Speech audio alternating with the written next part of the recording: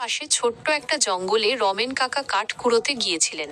হঠাৎ তিনি ঝোপের মধ্যে একটা ছোট্ট সাদা খরগোশ দেখতে পেলেন। ভাত দাও। খরগোশটা ভয়ে কুঁকড়েছিল। ভালো দাও। তার একটা পায়ে কাঁটা ফুটে রক্ত বের হচ্ছিল। রমেন কাকার মায়া হলো, তিনি সাবধানে খরগোশটাকে তুলে নিজের বাড়িতে নিয়ে গেলেন।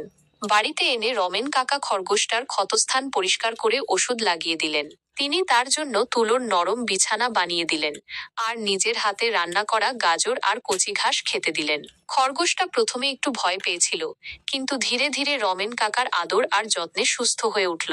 রমেন কাকা খরগোশটার নাম দিলেন টুকাই। টুকাই খুব চঞ্চল আর হাসিখুশি হয়ে উঠল। সে সারাদিন রমেন কাকার সাথে ঘুরে বেড়াত, উঠোনে লাফালাফি করত আর গাছের নিচে খেলা করত। রমেন কাকাও টুকাইকে খুব ভালোবাসতেন। তাদের মধ্যে একটা গভীর বন্ধুত্ব হয়ে গেল। একদিন রাতে রমেন কাকা ঘুমিয়েছিলেন। টুকাই হঠাৎ জানালার কাছে দাঁড়িয়ে একটা শেয়াল দেখতে পেল। শেয়ালটা রমেন কাকার ঘরের দরজার সামনে দাঁড়িয়েছিল।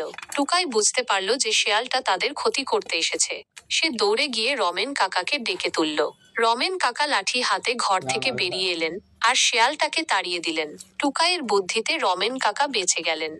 এই ঘটনার পর রমেন কাকা বুঝলেন যে টুকাই শুধু তার বন্ধু নয়, তার রক্ষাকর্তাও। তারা দুজনে একসঙ্গে অনেক দিন সুখে শান্তিতে বাস করতে লাগলো।